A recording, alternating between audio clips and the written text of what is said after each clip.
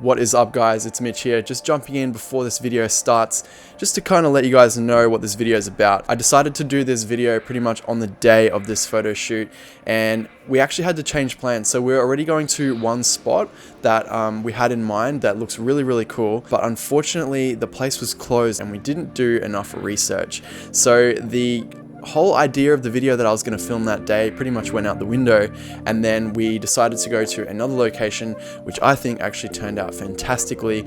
And I'm just going to fill in with voiceover as we go. I'm going to be showing you guys the images I was able to get, as well as some footage on the EOS R.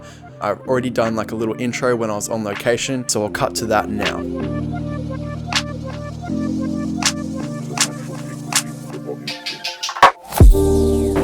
Today I thought I'd make a little bit of an impromptu video. We're out here on the Sunshine Coast in this really awesome pine forest. So we're doing a bit of a shoot out here. I thought I'd bring out the Fuji X-T3, and I've got the 23mm 1.4 on the camera, and I've also got the Canon EOS R. So what I was thinking of doing today is taking the EOS R with the 35mm 1.4 that you guys have seen me shoot so many times already on this channel, and kind of compare it to this 23mm 1.4 for the Fuji system. I also have the Viltrox 85mm 1.8 that Viltrox were kind enough to send to me to do a little bit of a test. So I might whip that lens out and take a couple of test photos with it, see how it performs, and then I'll probably come back with another video maybe soon after I've shot with the lens a little bit more to give my final thoughts. I'm gonna introduce you guys to the crew. So we've got Liv, Mel, Carlo. What's up? Let's go. So as you can see, we started off on this dirt road, and it gave some really nice leading lines and a really nice backdrop for a few portraits with Mel. And then with that patchy light coming through the trees, we're able to create some pretty interesting images. So let me know in the comments below what you guys think of these side-by-side images.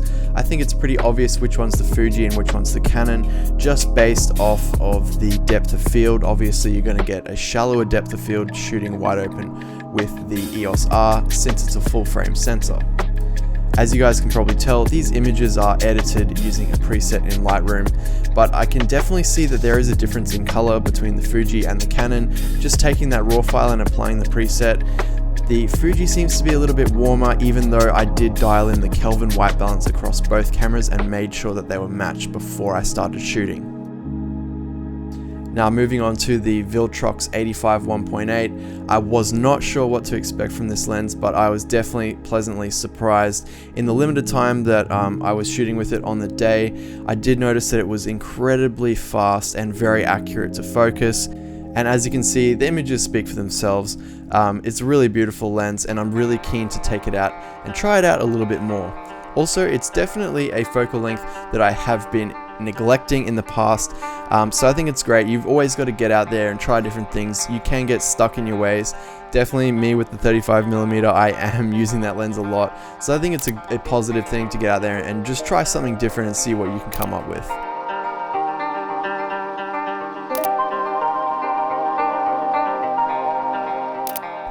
So the next little spot was right by the dirt road, and it was just a bit of a clearing in between the pine forest, and I was able to get some really interesting images of Mel in this location.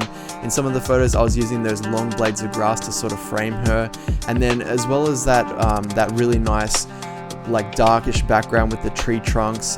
It was just a really great location.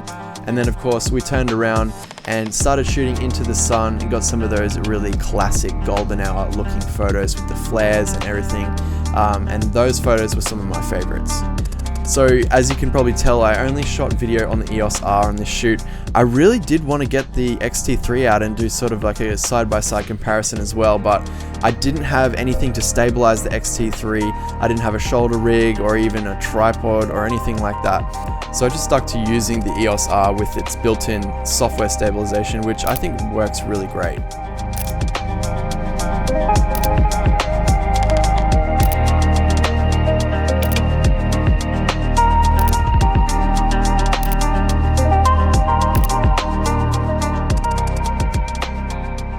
So I hope you guys enjoyed these images. I had a lot of fun creating them. It's nice to see a little side-by-side every now and then, a practical sort of look at the camera in a real-world situation. So I hope you got something out of that. As always, you can leave a comment down below, ask any questions. I try to help out as many people as I can. So that pretty much wraps up this video. There are plenty more behind-the-scenes videos on my channel, so make sure you go check them out. That is going to be a big hooroo from me, and I'll catch you guys in the next one.